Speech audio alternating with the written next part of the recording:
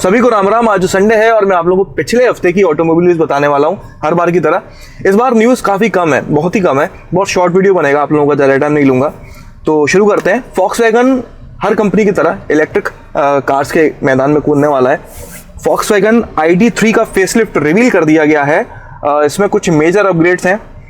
जो ID3 थी पुराने वाली, जो फेसलिफ्ट मतलब प्री फेसलिफ्टेड वर्जन था, उसमें काफ़ी सारे इश्यूज थे सॉफ्टवेयर और क्वालिटी को लेकर, जिस वजह से काफ़ी सारे लोगों को नौकरी से भी निकाल दिया गया था। अब ये फेसलिफ्ट लॉन्च किया गया है, इसमें काफ़ी सारे अपग्रेड्स दिए गए हैं, जो भी इश्यूज थे उन सबको हटा दिया गया है। किया EV9 ये एक इलेक्ट्रिक SUV है। इसका ग्लोबल डेब्यू मार्च के मिड में होने वाला है।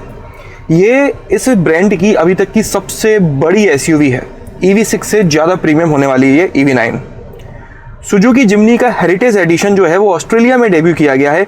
इंडिया में अभी तक ये कोई खबर नहीं है इसके लॉन्च होने की, लेकिन हाँ, इसे रिवील तो कर दिया गया है ऑटो एक्सपो में, जल्दी इसे लॉन्च कर दिया जाएगा।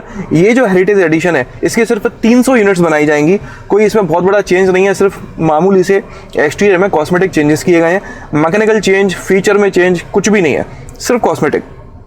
फॉक्सवैगन की एक और न्यूज़ है, ID2 इलेक्ट्रिक व्हीकल का ग्लोबल डेब्यू होने वाला है 15 मार्च को। ये इलेक्ट्रिक गाड़ियाँ जल्दी ही इंडियन मार्केट में भी आने वाली हैं, यही मतलब सिमिलर आने वाली हैं। देखते हैं कब तक आती हैं, एग्जैक्टली टाइम ड्यूरेशन नहीं पता। किया कैरेंस जो अभी तक पेट्रोल डीजल में मिलती है, इसमें आपको डीजल इंजन में IMT इंटेलिजेंट मैनुअल ट्रांसमिशन जल्दी ही मिलने वाला है।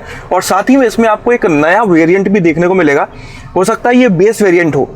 इसमें आपको 5 सीटर ऑप्शन मिलेगा। अभी तक इसमें आपको 6-7 सीटर वगैरह ऑप्शंस मिलते हैं, लेकिन इसमें आपको अब 5 सीटर ऑप्शन मिला करेगा। देखते हैं उस समय 6 एयरबैग्स होते हैं या नहीं होते हैं।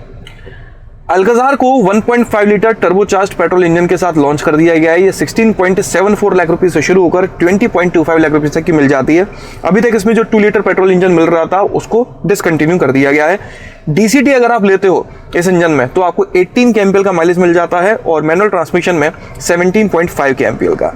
आगे बढ़ते हैं तो नेक्सॉन का फेसलिफ्ट काफ़ी खबरों में चल रहा है इस समय पर। ये लॉन्च होने वाला है, आप सबको पता होगा। टेस्ट करते हुए इसे दूसरी बार देखा गया है और इस बार इमेजेस थोड़ी ज़्यादा क्लियर हैं। मतलब कि खबरों की माने तो इसके इंटीरियर में आपको जो अभी 7 इंच की टच स्क्रीन मिलती है वो 10.25 इंच की टच स्क्रीन मिला करेगी बड़ी। इसके अलावा इसमें 1.2 लीटर टर्बोचार्ज पेट्रोल इंजन मिलने वाला है, जो पहले से ज़्यादा पावर जनरेट किया करेगा। इसमें ADAS मिलने वाला है और कई सारे ऐसे फीचर्स होंगे जो अभी तक इस गाड़ी में नहीं मिल रहे थे और फर्स्ट इन सेगमेंट होंगे। एग्जैक्टली कब तक लॉन्च होगी नहीं पता, लेकिन अंदाज़ा लगाया जाए तो इस साल के आखिर तक इसका फेसलिफ्ट लॉन्च हो जाएगा। मर्सिडीज बेंज अपनी गाड़ियों के प्राइसेस को 1 अप्रैल से 5% तक बढ़ाने वाला है। इसके पीछे के कई सारे कारण हैं, चाहे वो डेप्रिसिएशन हो या फिर यूरोपियन मार्केट अगेंस्ट हमारे इंडियन रुपये का नीचे गिरना हो, या फिर इम्पोर्ट एक्सपोर्ट की कॉस्ट प्राइसिंग में ऊपर नीचे गिरावट हो या बढ़ोतरी हो। हालांकि पिछले दिसंबर में ही, मतलब पिछले साल के दिसंबर ही उन्होंने अपने प्राइसेस बढ़ाए थे और कुछ ही महीने बाद 3 या 4 महीने बाद वापस से प्राइस बढ़ा रहे हैं। तो गाड़ियां लगातार महंगी होती चली जा रही हैं, लोगों के सपने टूटते चले जा रहे हैं बॉस। भाई मारुति सुजुकी ने एक अपने ऑफिशियल हैंडल पर एक पोस्ट शेयर करी है, जिसमें उन्होंने दिखाया कि बलेनो के आगे क्रम्पल जोन्स हैं, पीछे क्रम्पल जोन्स हैं। और वो ऐसा बोलते हैं अपनी पोस्ट में कि ये क्रम्पल जोन्स सारी की सारी जो इम्पैक्ट की एनर्जी होती है उसको एब्जॉर्ब कर लेते हैं, और जो कैबिन एरिया होता है, जो बीच का गाड़ी का पार्ट होता है, वो सेफ जोन होता है जिसमें पैसेंजर्स बैठते हैं। तो क्रम्पल जोन्स जब भी इम्पैक्ट होता है पूरी एनर्जी एब्जॉर्ब कर लेते हैं और जो पैसेंजर्स हैं उनको सेफ रखते हैं। इन्होंने ये थ्योरी तो सही बताई है कि गाड़ी के आगे और पीछे क्रम्पल जोन्स होते हैं, एक्सीडेंट होता है तो वो पूरा का पूरा एब्जॉर्ब कर लेते हैं एनर्जी को और अंदर तक पैसेंजर तक पहुंचने नहीं देते। बात सही है, लेकिन इनकी गाड़ी में तो पहुंच जाती है, क्योंकि इनकी गाड़ियों के जो एक्सीडेंट्स होते हैं रियल लाइफ में या फिर क्रैश टेस्ट होते हैं, वहाँ पर कुछ और कहानी निकल कर इनकी आती है। ये क्रम्पल जोन्स सिर्फ मारुति में नहीं, हर किसी गाड़ी में देखने को मिलते हैं, आगे और पीछे। ये साइड में नहीं होते हैं, आगे होते हैं और पीछे होते हैं, ताकि इनका काम ही ये होता है गाड़ी को आगे और पीछे से मजबूत बनाना। अगर इम्पैक्ट पड़ता है तो सारी एनर्जी को एब्जॉर्ब कर लेना और कैबिन में बैठे हुए पैसेंजर्स को ज़्यादा से ज़्यादा सेफ्टी प्रोवाइड करना। तो वही इस पर्टिकुलर पोस्ट के ऊपर आपकी क्या राय है वो आप देख सकते हो, और इस पोस्ट के जो कमेंट बॉक्स है प्लीज़ उसको ज़रूर पढ़िएगा, बड़ा मज़ा आएगा। हाँ भाई आगे बढ़ते हैं। तो नई वाली वरना 21 मार्च को लॉन्च होने वाली है, आप लोगों को पता ही होगा। ये यहाँ तो होगी, साउथ कोरिया में भी लॉन्च होगी। साउथ कोरिया में इसकी टेस्टिंग चल रही थी रोड पे, तो जो टेस्टिंग वाला जो पीस था, यूनिट थी, वो एक बस के पीछे जाके बढ़ गई। कैबिन इंटैक्ट है तो मुझे नहीं लगता किसी को चोट आई होगी, लेकिन टेस्ट वाला आइटम ही बढ़ गया साउथ कोरिया में बॉस। तो ये मैंने सोचा आप लोगों को पता होना चाहिए। तो आगे बढ़ते हैं।